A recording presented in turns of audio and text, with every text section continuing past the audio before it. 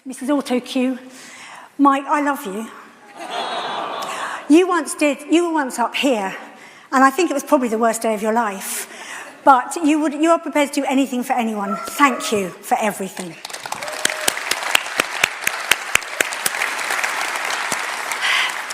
So that's the happy bit. And now I'm going to get you really depressed, because guess what we're talking about? Yes. Good afternoon, conference. I hope you're well. I want to start by saying what a wonderful place this is. I feel so warm and comfortable here with you all.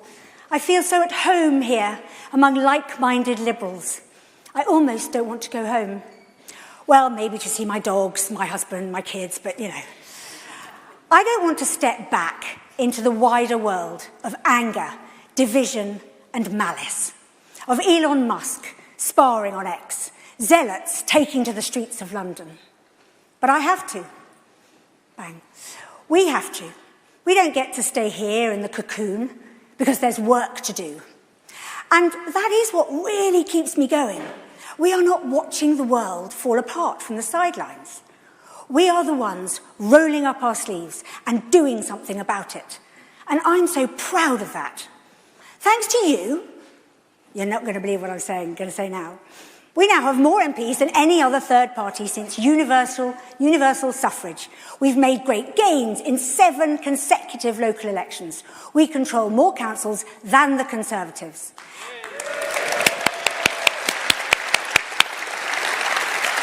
Thank you. And for the first time ever, we've won more local election seats than both Labour and the Tories. That's extraordinary. But a threat is rising. And guess who? Now, I know you've heard a lot about them at conference, and I'm sure Ed will mention them again too, but that's because of their importance. Yes, it's Farage. I'm glad you laughed, because now I know that it's up.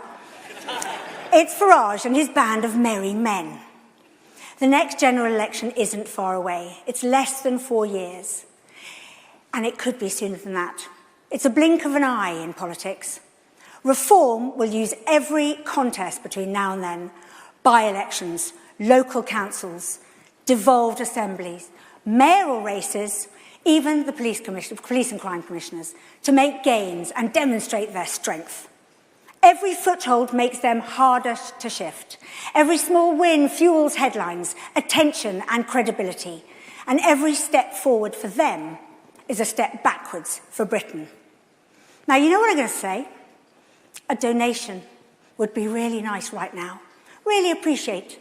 Do use the buckets or the QR code here, or go to libdems.org.uk/appeal. I'm going to have a glass of water while you get your phones out of your bags, while you get your money out of your pockets. Reform, try and convince people that they're fresh and new. They're not. They are reheated, hard-right Tories with angrier slogans and nastier soundbites. The same failed ideas. But if we don't move fast, they'll sell themselves as the alternative, the new kids on the block to solve all our problems. The playbook is simple. Division, fear, dog whistles. They peddle conspiracy theories. They cozy up to anti-vaxxers at their conference. They take money from big oil to block clean energy and green jobs. They shout scare stories and offer no solutions. We do. Please give. That is not the future our children deserve, which is why it falls to us, the Lib Dems, to stop them. Because, you know, we are the only party who can stop them at the moment. I'm going to move on to some good news. Maybe, Shafak, you could start the applause again. 44% of UK voters say they're open to voting Lib Dem.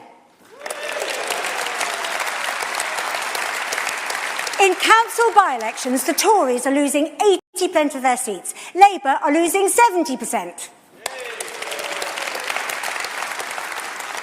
Those seats can come to us, but if we don't act boldly, they could fall to Reform. Labour and Conservatives are too weak to stop them.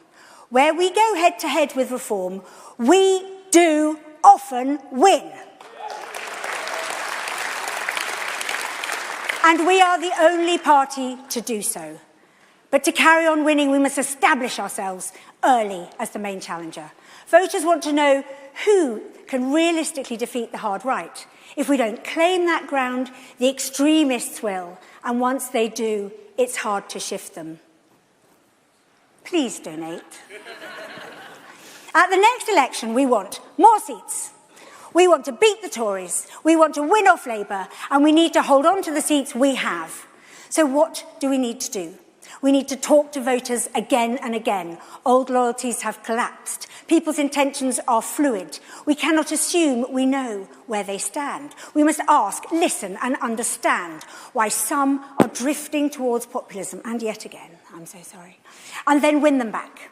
That means research. It means polling. It means leaflets. It means digital ads, not just in the final weeks of a campaign, but for the next 4 years.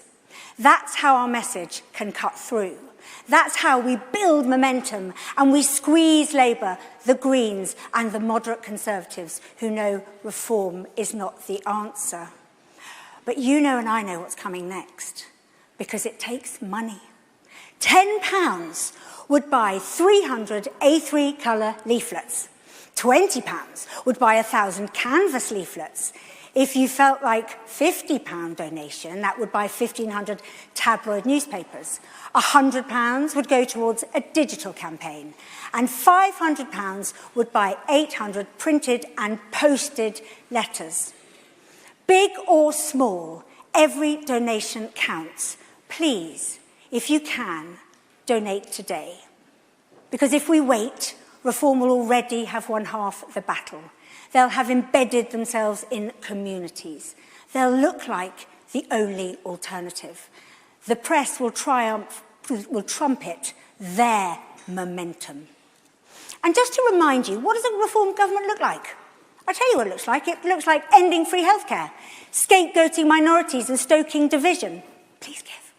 Scrapping centuries of offering asylum to those in need, handing money to landlords at renters' expense, stripping rights from parents, workers and minorities, backing Putin over Ukraine, and blocking climate action, crashing the economy with reckless spending.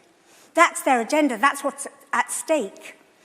I also asked a couple, don't worry, you still have time though. They still have time to, pull out the phone, donate. I asked a couple of fellow campaigners in my constituency of Brent what scares them most about reform.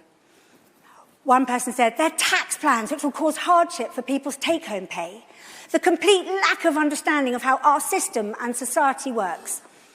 And the one that got me, that a far-right, racist party could end up governing this country and what that would mean for ethnic minorities, for the LGBTQ plus community, for asylum seekers and refugees, and our moral compass as a nation. If that doesn't spur you on, nothing will.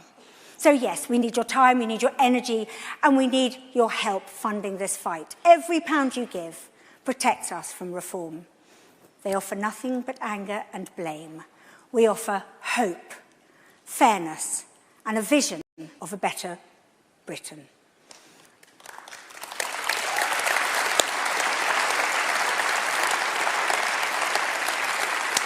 So please, right now, take a moment, scan the code, put the money in the bucket, pop something in the bucket. Whatever you give, you'll be funding the fight we need to win. I'm back to winning. I'm back to positive. Because it gives me a huge, enormous pleasure to invite our amazing MPs onto this stage. Please give them an enormous Lib Dem round of applause.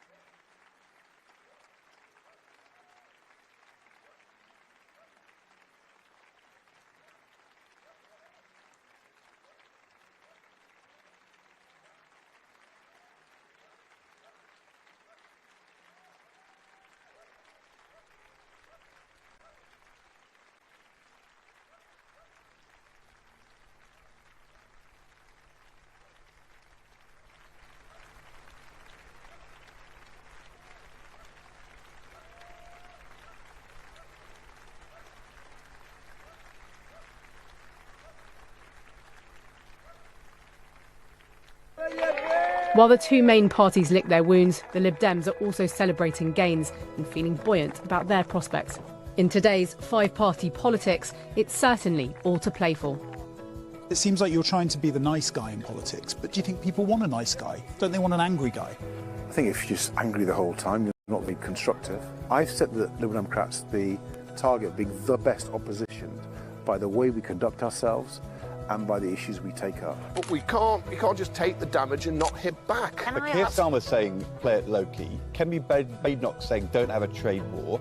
Nigel Farage is totally silent. The only person who's actually saying what you guys are saying is Ed Davey, the Lib Dems. Ed Davey, the Lib Dems. I think he's right. This is a man who stands on the White House drive flogging Teslas for Elon Musk like a particularly bad used car salesman. He can be very, very punchy when he wants to be, when he can get very angry and very emotive on issues that he really cares about. Sewage, carers, Israel. A rare voice in reminding people of what is going on in Gaza. The world is looking on in horror at the scenes from Gaza. Does the Prime Minister agree that this is utterly abhorrent and unacceptable? And will he make clear to the Israeli government that the UK will not stand idly by and will act, starting by sanctioning Prime Minister Netanyahu himself? Yeah. They are not on Twitter, but they are in local communities. And what you tend to you'll tend to get, a typical Liberal Democrat will be somebody who is good at fixing their church roof, and people in the community like them. Oh, you fixed the church roof. Good at fixing the church roof. People in the community like them. I think she meant it as an insult. For the first time ever, we have overtaken the Conservatives. But if you're worried about the rise of divisive populist politicians like Donald Trump and like Nigel Farage, it will be the Liberal Democrats standing up for true British values.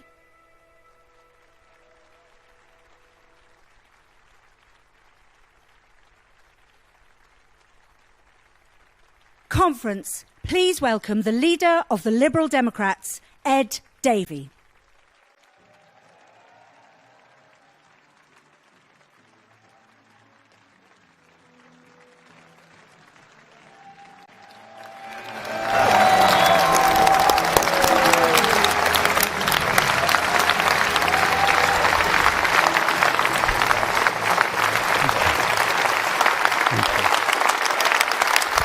Thank you.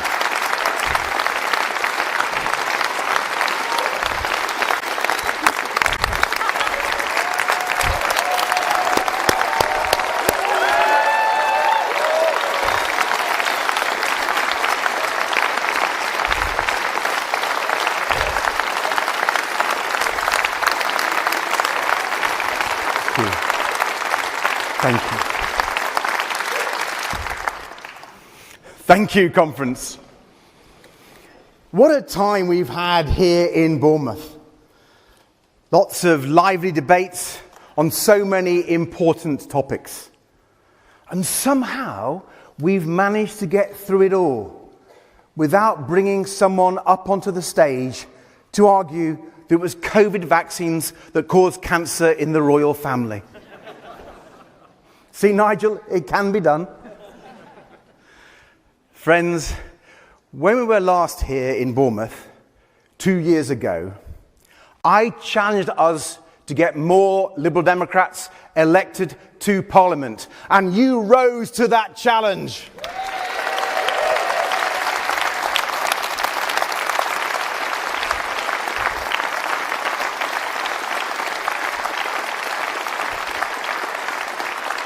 Thank you, thank you. I said we needed to get the Conservatives out of number 10, and you got that job done too. And now our new team of 72 MPs are getting their jobs done for their constituents. 72 brilliant community champions fighting for their local hospitals and schools, local businesses, and their local environment too. Paying back the trust of voters by working hard for their communities every day. But look at the job our new team is doing in Parliament too. Look at the big changes we have won in the last year alone. Stronger protections for survivors of domestic abuse.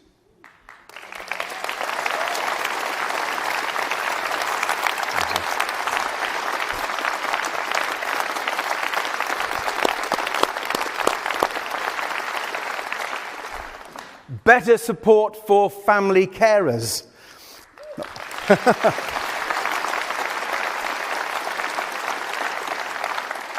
A sunshine bill to put solar panels on every new home.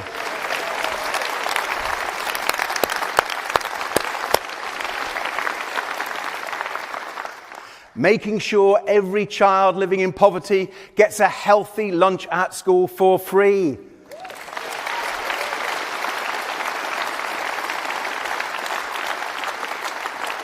So much progress. And none of it happens without Liberal Democrats in Parliament. An amazing record of achievement already, and we're planning much more. We followed up last year's historic national success with this year's set of fantastic local election victories. Gaining more councillors for the 7th year in a row. Our best ever winning streak.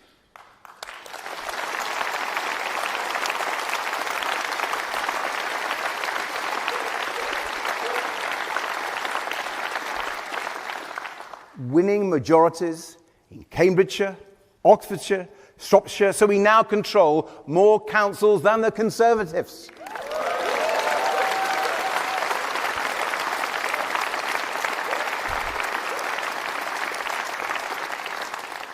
Winning more council seats than either Labour or the Conservatives for the first time ever in our party's history.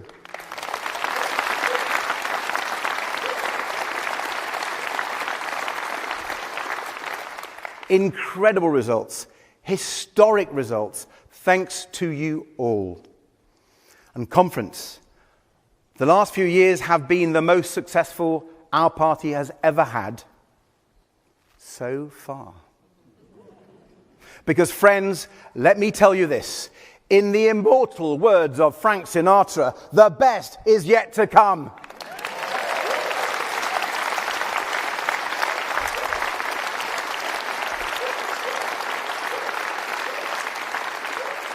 And yes, friends, I will keep doing it my way.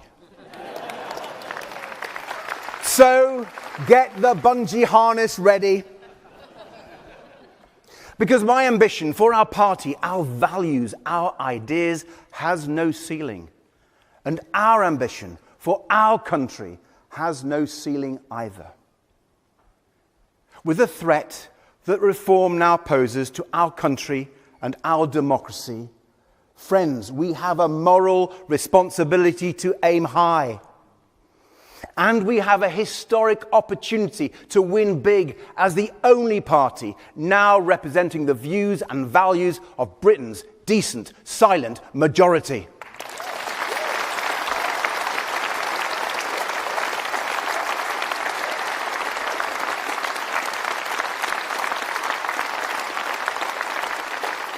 So let me tell you in confidence our secret first target for the next general election. Our first target is to win more seats than the Conservatives for the first time since Herbert Henry Asquith in 1910.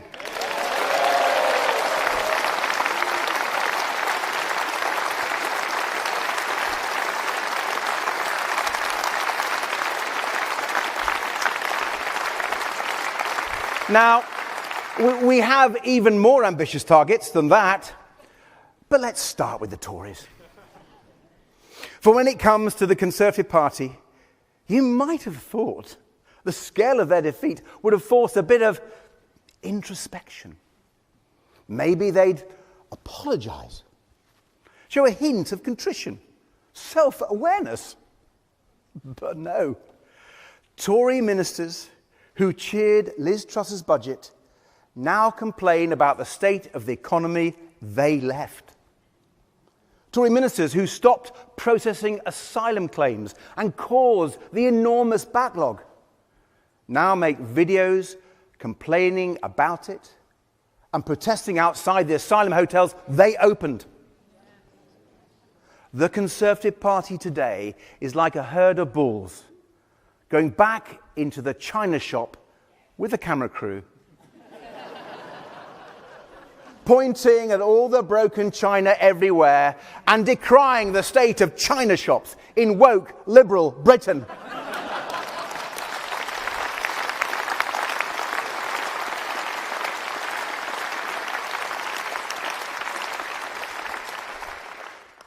The Conservative Party. No shame, no remorse. No wonder the country is saying no thanks. Conference, I've lost count of the people who've told me they voted Conservative all their lives, but now they switch to the Liberal Democrats. And not just because they feel so badly let down by their old party, but because they see their values reflected best in our party. So my message to millions of former Conservative voters, millions of One Nation Conservatives who reject the divisive politics of Badenoch and Farage, my message to you is this: come and talk to us about our ideas to grow the economy, cut crime, defend our nation. Come and join us to oppose this failing Labour government and offer our great country real change. Come, Conservative friends, help us save our country. Come and win with us.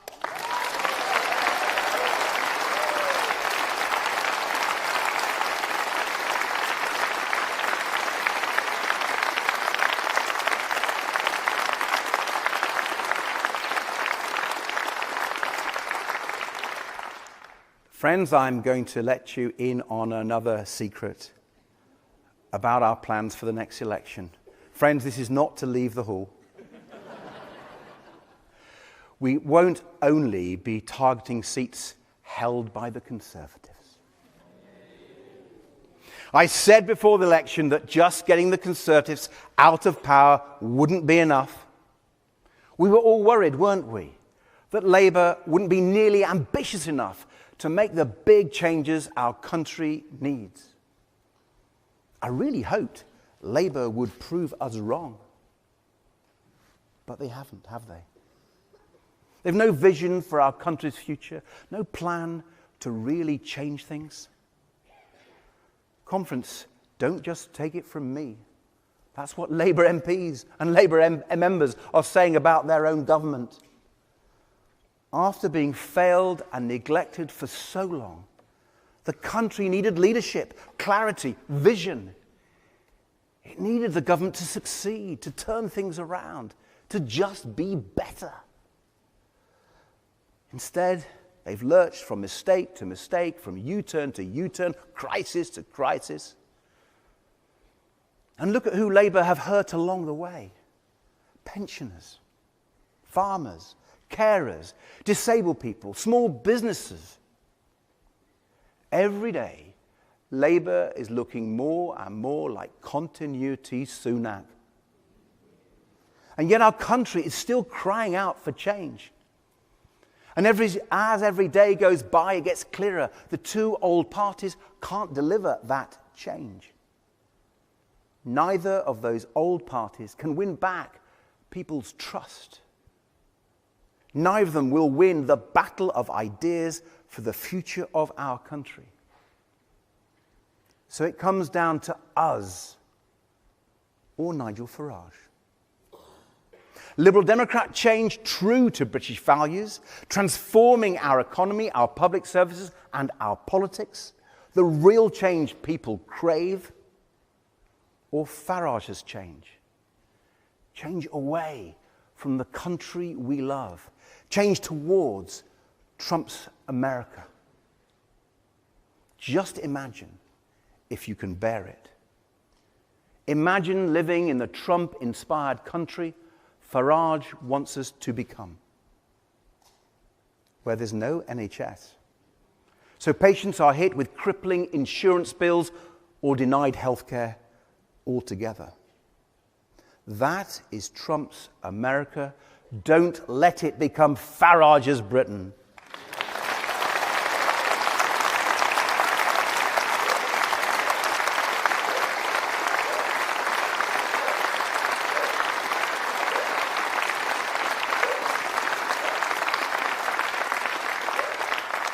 Farage's Britain, where we would pay Putin for expensive fossil fuels and destroy our beautiful countryside with fracking while climate change rages on. That is Trump's America. Don't let it become Farage's Britain. Where gun laws are rolled back, so schools have to teach our children what to do in case of a mass shooting. Trump's America. Don't let it become Farage's Britain. Where social media barons are free to poison young minds with impunity. Trump's America. Don't let it become Farage's Britain.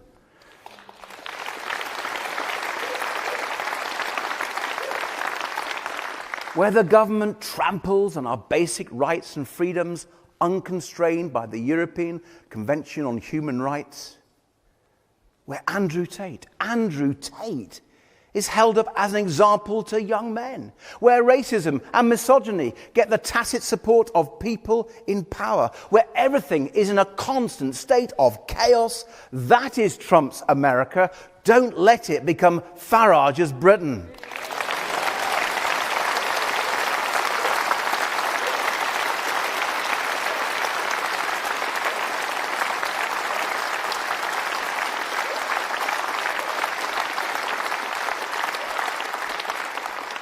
Instead of the real change Liberal Democrats have always championed, the change our country desperately needs, Farage is picking off groups of people one by one. If you've got a mental health problem, Farage says you're probably making it up, even as suicides have risen to a 25-year high. If your child is disabled or has special needs, Farage says it's been wrongly diagnosed, even as parents struggle against the crisis in send. But of course, it's on immigration where he claims to offer the change people want. So, let's look at Farage's record on immigration. Who was it who campaigned to rip up 27 return agreements where in the EU, the United Kingdom could legally and fairly return people who had no right to be here? Yes, it was Boris and the Conservatives, but it was also Nigel Farage.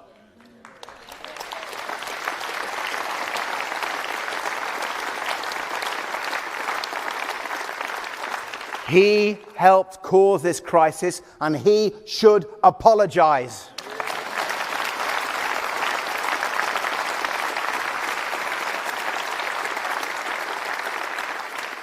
And look at this hypocrite's big announcement on deportation last month. Look at what his plan really means. Sending men, women and children who have fled the Taliban back to Afghanistan to be murdered by them. And even paying the Taliban to do it. That isn't patriotic. That isn't British. That isn't who we are. And that's why it's so frustrating, so infuriating that Farage gets such an easy ride from the media.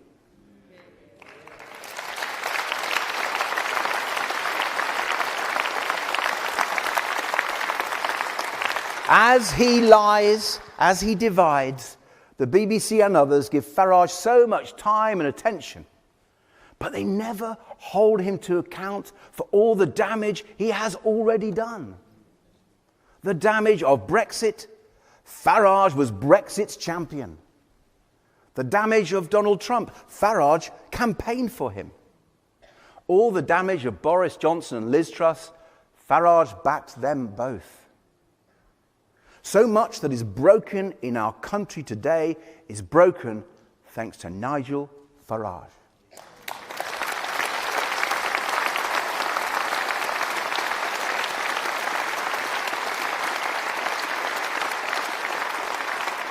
And now he wants to break it even more, unless we stop him. That will not be easy. The forces of darkness are working together across the whole globe.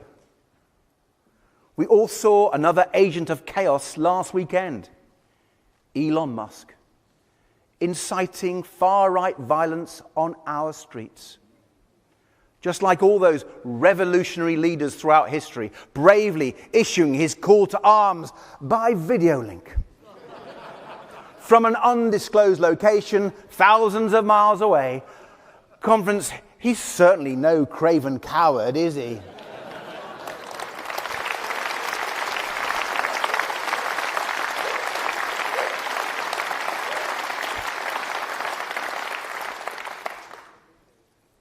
But we know why Elon Musk is so keen to meddle in our democracy, don't we?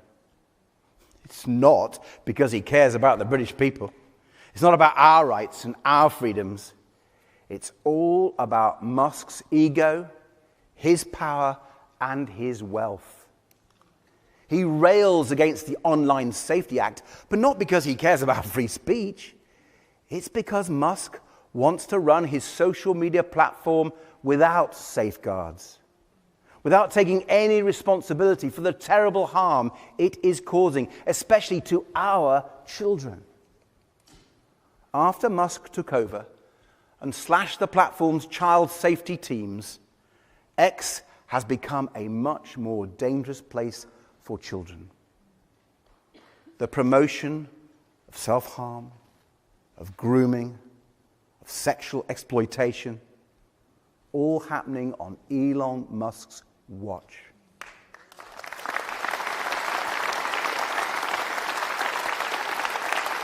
No wonder he wants to get rid of the laws to tackle it. And Nigel Farage says we should give Musk what he wants. A Wild West on social media that only benefits Musk and his bank account while our children suffer. I say no.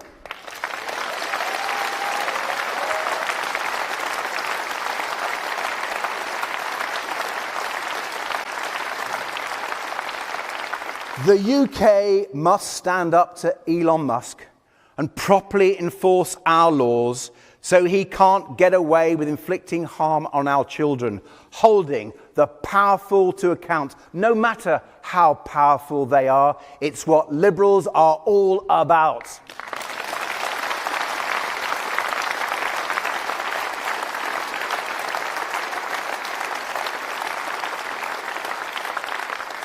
Friends, we are engaged in a fight for the future.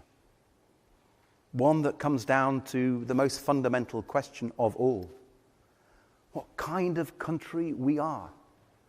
And what kind of country we want to become.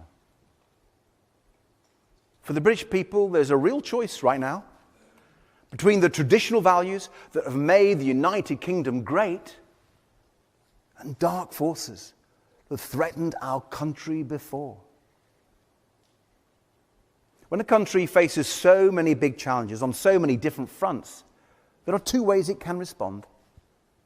One is to set our sights lower, become smaller, meaner, give in to the worst in us, close ourselves off, turn inwards, hark back to a simpler time, talk about all the things we can't do.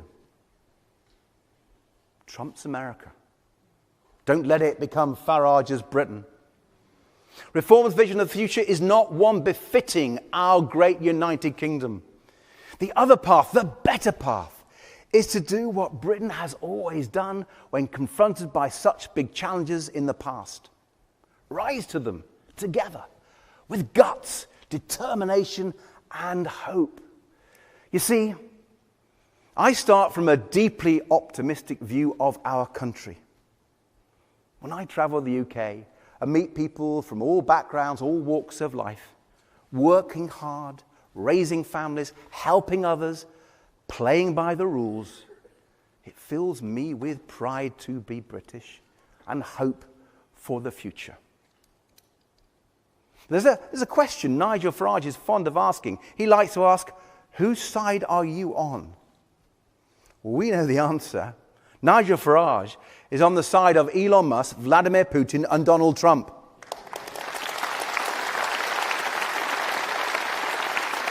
Liberal Democrats are on the side of the British people.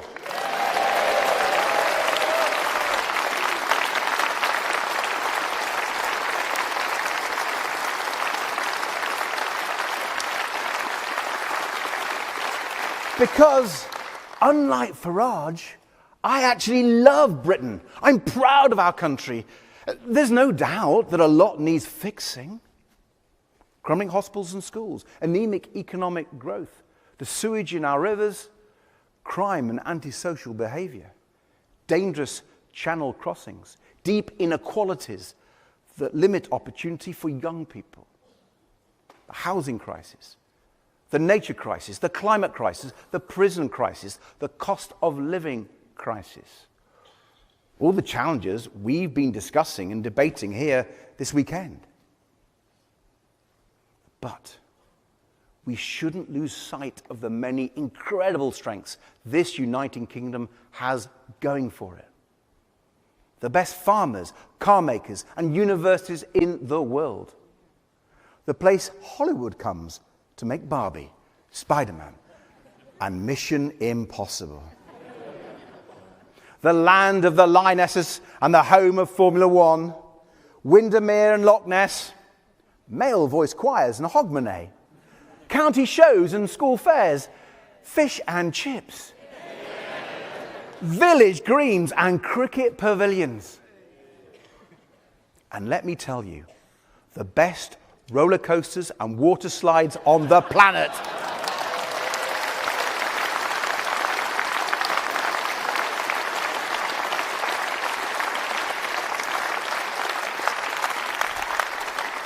So much to celebrate about our country.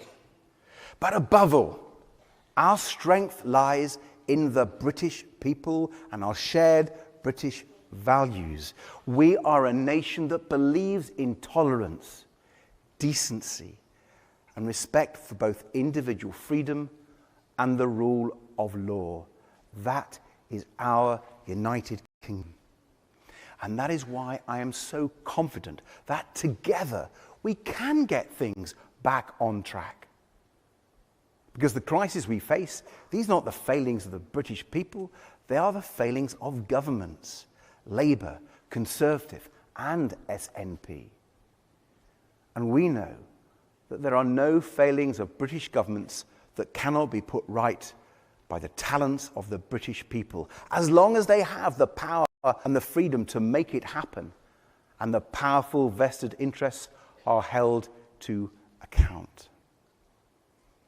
And friends, if we are to win this fight for British values, we need to show that the change Liberal Democrats want is the change the British people want too. And that starts with the economy. We must show, we can show, that only Liberal Democrat change will fire up our economy again. We have to get our economy growing strongly for so many reasons. To end the cost of living crisis and boost people's living standards, to create good jobs and real opportunities for people in every part of the United Kingdom, to generate the revenues we need for the National Health Service and our other public services, and raise the money we need for our national defence too. But another benefit of strengthening the British economy is that it would strengthen our hand in dealing with Trump.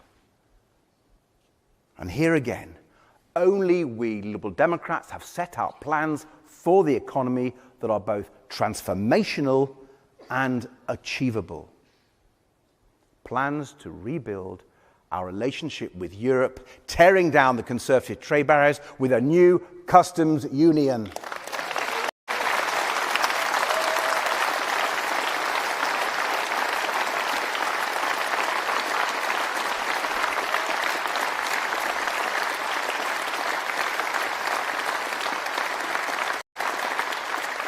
Boosting trade and putting us back on the path to the single market.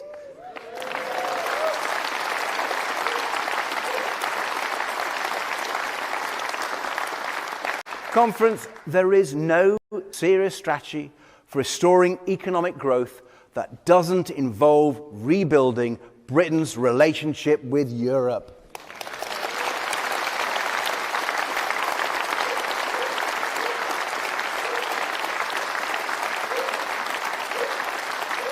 And beyond Europe, We have set out plans to form a new economic coalition of the willing to stand up to Trump's tariffs. Not only with our European neighbours, but Commonwealth allies like Canada and other like-minded nations across the globe. To take control of our own economic destiny instead of waiting anxiously for the next rambling Trump press conference. And then there's our plan to cut energy bills in half by 2035.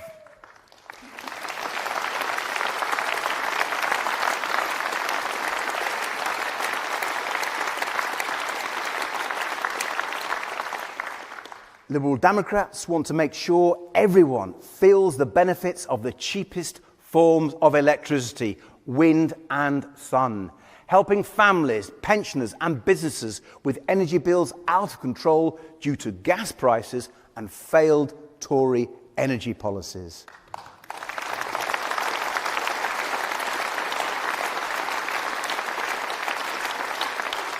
Big, bold Liberal Democrat ideas to cut the cost of living and grow our economy, to build a country with opportunity for all, the kind of country we want to be. And there's something else, something that crystallized for me in something Emily said during the election campaign last year, when we were talking about the future we hoped for our son John. Emily said, what you've got to have is a caring community, a caring society. That's our best hope for the future. A caring society, a caring country. That's the kind of country we want to be. A country that properly values care, and properly values carers too. This is personal for me, as you know, but it's something our party has always fought for. Last month, our Liberal Democrat family mourned the loss of the wonderful Annette Brooke here in Dorset. And it's been striking to hear the word so many people most associate with Annette: caring. In Parliament, Annette campaigned on behalf of blind children and young carers. And after Parliament, she set up a support group and put on tea dances for people with dementia and their carers. We miss Annette deeply. She understood the value of care, and so do we all.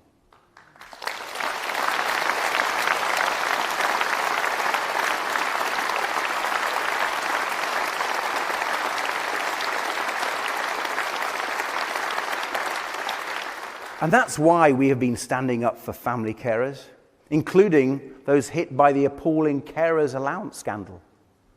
Tens of thousands of carers hounded by the DWP and even threatened with prosecution.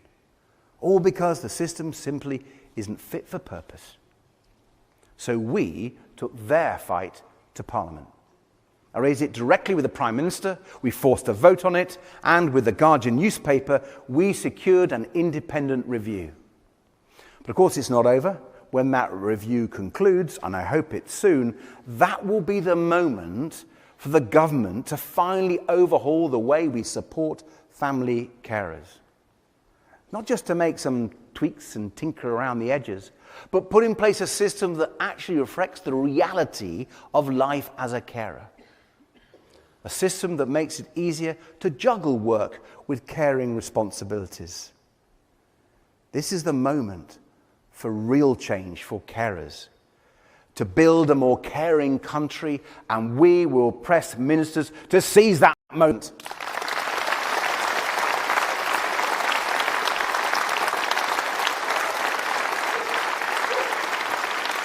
And conference, we want to be a caring country that honours the ideals of the NHS.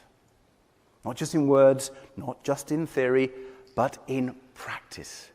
High quality healthcare, free at the point of use, and crucially, accessible to everyone, wherever and whenever they need it. Whether that's the mum trying to find an NHS dentist for her daughter, the pensioner trying to get an appointment to see his GP, the teenager dialing 999 because his dad's had a heart attack. Or the family whose world has just been turned upside down by a cancer diagnosis. A caring country. When we were here in Bournemouth 2 years ago, I told you about a man called Ian, an engineer from Nottingham, like me, who'd lost both his parents to cancer when he was young, like me. Ian had been diagnosed with bowel cancer, a small stage 1 tumour, operable. But he was kept waiting 4 months before starting any treatment. His cancer progressed to stage 4 and spread to his liver. Inoperable. I said then that we owed Ian better than that. I said we would make cancer a top priority. And when we launched our manifesto last year, I got a lovely message from Ian. He told me how pleased he was that we had included a cast iron guarantee for every cancer patient to start urgent treatment within 2 months. Please keep pushing this, he wrote. And we have. In March, I got another message, this time from Ian's best friend, to say Ian had sadly passed away. Ian will never get to see the 10-year cancer plan that patients were promised more than 3.5 years ago. But I hope it will come very soon and be as ambitious as today's cancer patients and the patients of tomorrow need it to be. Ian will never get to see whether our 62 days cancer guarantee gets written into law. But he asked me to keep pushing for it, and I promise you, Ian, we will.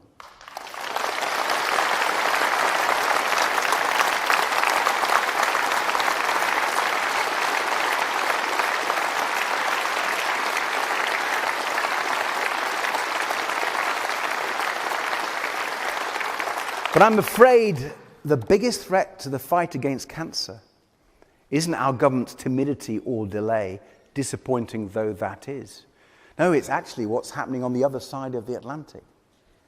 Because the United States is by far the world's biggest funder of cancer research, mostly through its National Cancer Institute. But since Donald Trump returned to the White House, he has cancelled hundreds of grants for cancer research projects.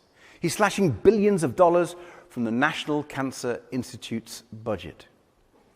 He's even ordered a review of all grants for research involving supposedly woke keywords, including the word women. And last month, Trump's health secretary, Robert Kennedy Jr., cancelled $500 million worth of research into mRNA vaccines. He did it based on totally false conspiracy theories about these life-saving vaccines, the same type of vaccines that protected us from COVID just a few years ago.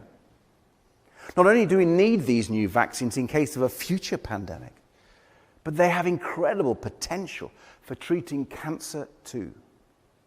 They can be tailored to each person's particular cancer, allowing the body to attack cancer cells and stop them from spreading.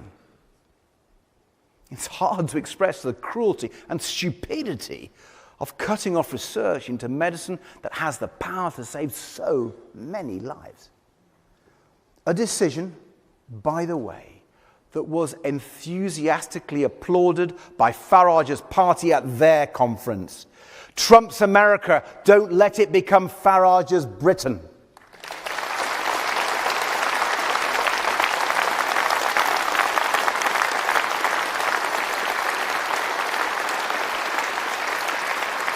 And conference, I don't think we should let the Trump administration hold back progress on tackling cancer like this. The UK should step up and say, if Trump won't back this research, we will.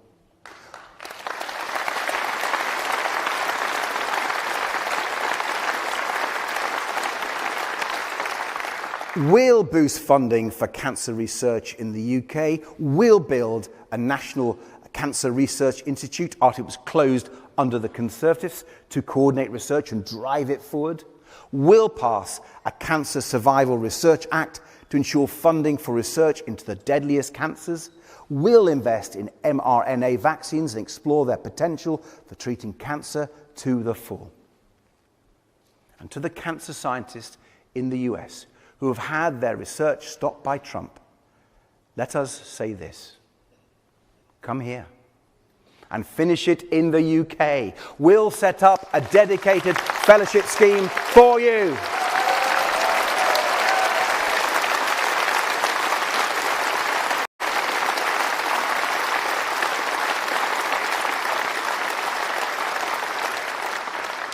The United Kingdom, stepping into the vacuum left by Trump's anti-science agenda, especially after the dangerous nonsense he's peddling today about paracetamol for pregnant women.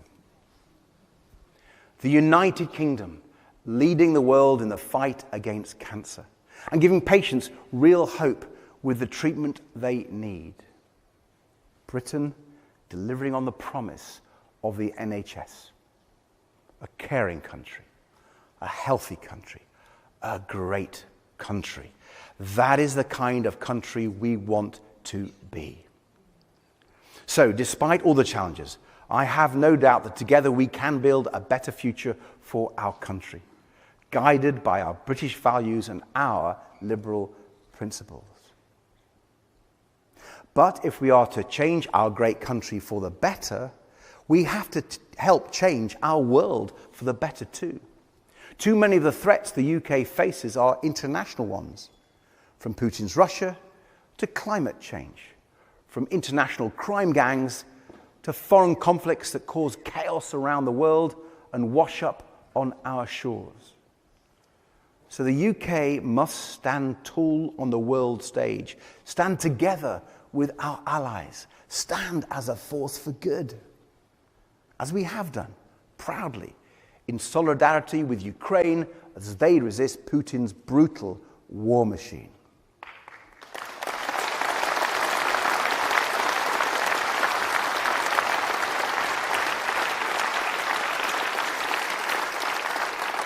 No matter what Donald Trump does next, the United Kingdom's support for Ukraine must never waver. We must continue to defend our Ukrainian friends, defend our continent, and defend the fundamental values of democracy, liberty, human rights, and the rule of law, all of which Putin is seeking to destroy.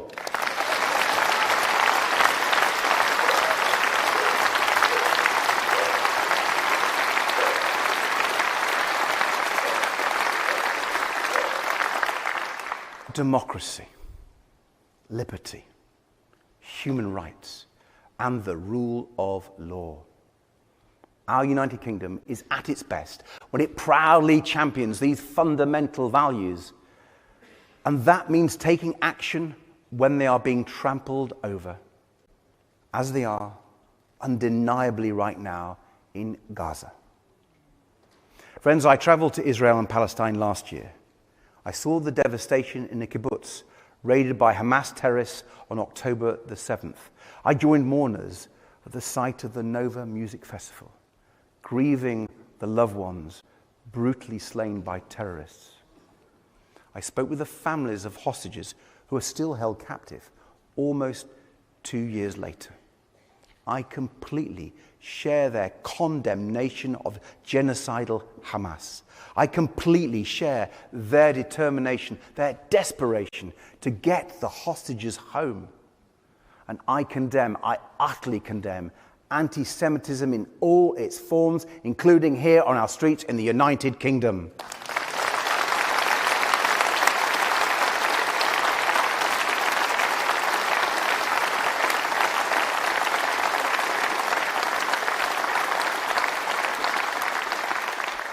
And let us also be clear, nothing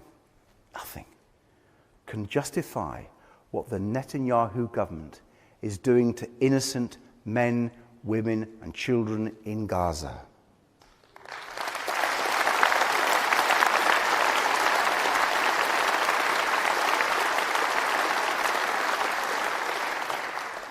We've all seen it. The baby boy, starving and skeletal, held tight in his mother's arms. The crowds of desperate people rushing to get food. The bodies of children killed as they queued for water. Children. A famine unfolding before our eyes. Conference, the actions of the Netanyahu government are well beyond self-defense. They are clear breaches of international law.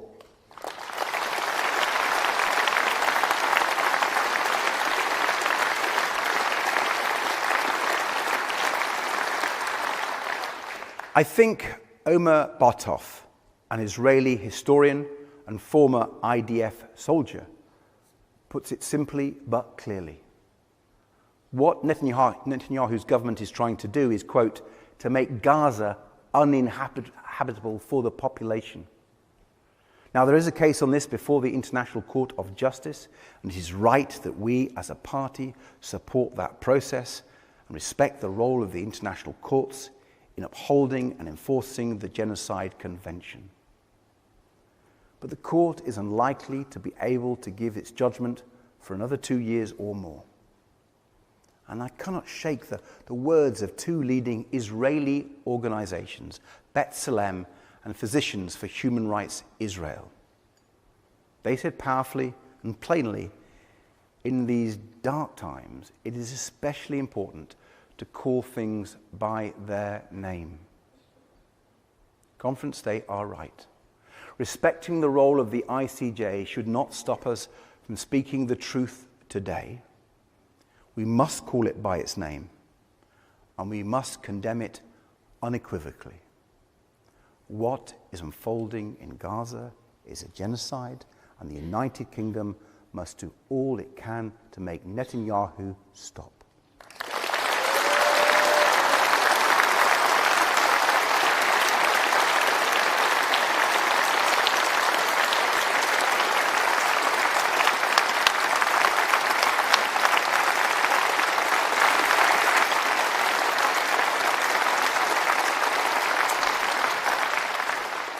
And when I criticize Prime Minister Netanyahu, I do it as a friend of Israel, knowing that his government's actions do not represent the Israeli people. I stand shoulder to shoulder with the Israeli parents of hostages still held captive by Hamas, and who desperately want their government to change course. Like Itzik Horn, who I met when I was in Israel, and who last week called on Netanyahu to sit down with him and explain why his son, Eitan, is still rotting in a tunnel. Conference, I want to get Eitan home to his dad. I want to get all the hostages home. This has to stop. And I am proud that the United Kingdom has finally recognized the independent state of Palestine, something we have rightly led the charge on for almost a decade.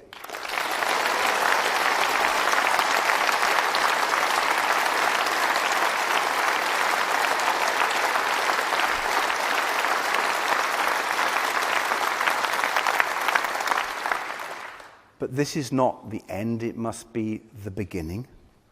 The moment that the UK finally steps up and does everything we can to end this appalling cycle of bloodshed, to get the hostages home, to end the aid blockade, to build a viable Palestinian state without Hamas, to secure a two-state solution, the lasting peace that both Israelis and Palestinians deserve.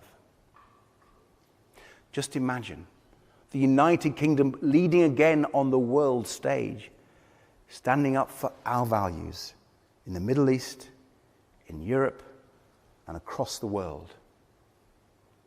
And here at home. Our United Kingdom, not Trump's America, not Farage's Britain. A country where everyone's rights are protected and respected. Our United Kingdom, not Trump's America, not Farage's Britain. A country where we take care seriously and fix our NHS. A country that tackles climate change and protects our natural environment. A country with a thriving, dynamic economy that rewards aspiration and gives everyone the chance to succeed. Our United Kingdom, not Trump's America, not Farage's Britain. A country where everyone has real power to make decisions about their own lives and where the powerful are held properly to account. That's our United Kingdom. That's the country we want to be. That is the change we want to make.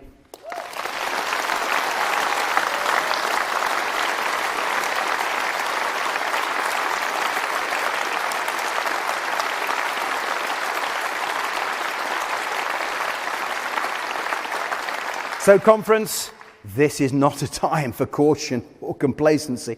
After the chaos and destruction of the Conservatives, amid the mistakes and disappointment of Labour, the failures and divisions of the SNP, and up against the dangers and lies of reform, we are in a battle for the very future of our country.